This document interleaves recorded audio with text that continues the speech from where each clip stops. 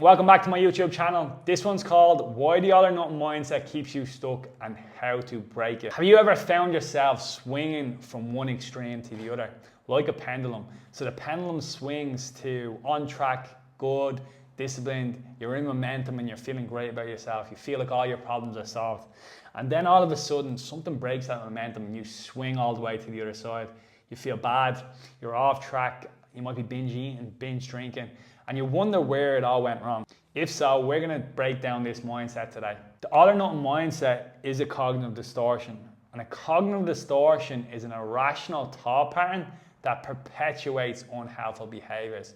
So basically, when we have these binary thoughts, they lead to sabotaging behaviors. And that's when we keep thinking to ourselves, why do I keep doing this? Why do I keep repeating the things that I don't want to repeat? This is where regulation is really, really important, right?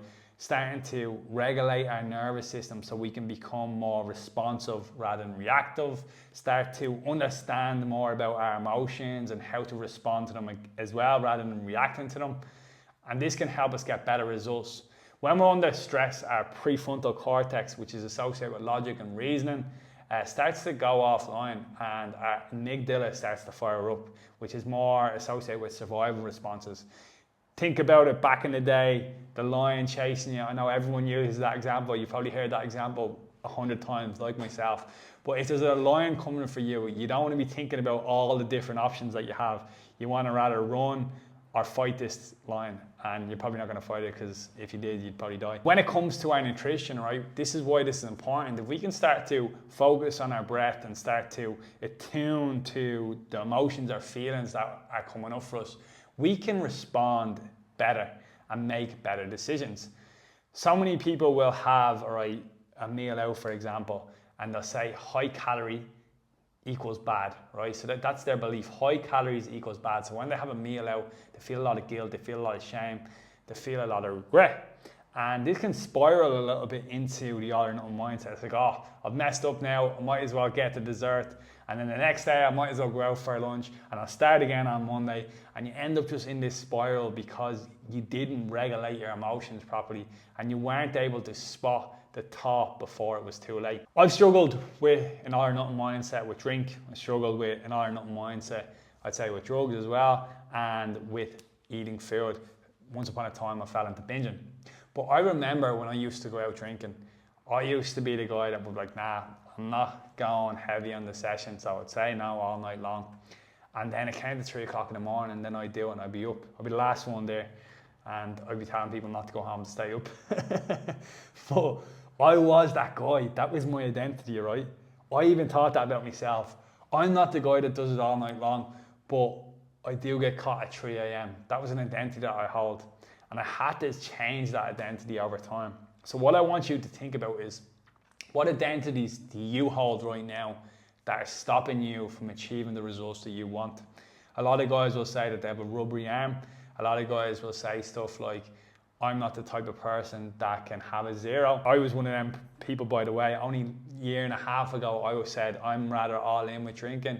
I don't have time for zeros. And I've changed that in the last year and a half. And it's really benefited my life. So if you're that person that thinks, I can't go out without drinking, this is a message to you that you can change that. Of course you can be that type of person. Something you can use that I've created is the Bridge framework. And this can help you build awareness to the beliefs that are holding you back and then start to work on shifting them. Bridge is an acronym and the B stands for belief audit. So what you're going to do is you're going to do a belief audit on yourself, whether that's with food, maybe it's with your body, maybe it's with alcohol, and identify what beliefs you hold about yourself that keep you stuck repeating the same behaviors that you don't want to repeat. Then the R is the reinforcement check. Where are you reinforcing that this belief is true? Say, for example, you might believe I'm the guy with the rubbery arm. The reinforcement check is every time somebody asks you to drink, you say yes.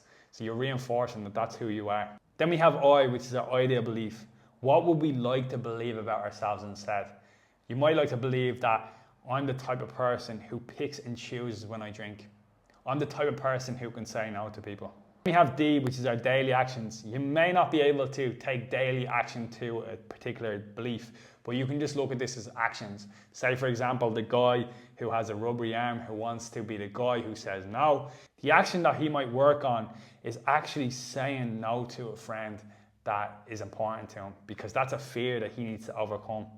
He needs to overcome the people pleasing. Then we have G, ground and evidence, right? Nobody's all or nothing in all areas of life. So where can you find evidence that you can be consistent, that you can be adaptable? Most people go to work 9 to 5, Monday to Friday, and they don't skip work. So that could be an area where you find evidence that you can be consistent. So just because you're not consistent yet with your nutrition and training doesn't mean that these things can't change. The last letter is E, which is embed and expand. Once you start to embed this belief, you're going to change your outcomes and you're going to expand as a person and become a better version of you. To summarize the bridge framework, B stands for belief audit. You're going to look at the thoughts or beliefs that you hold about yourself that are holding you back from the quality of life that you want. Or reinforcement check. You're going to see where in your life are you reinforcing that this is true. I, you're going to identify what you want to believe about yourself. What is going to actually help you to achieve the things that you want to achieve in your life.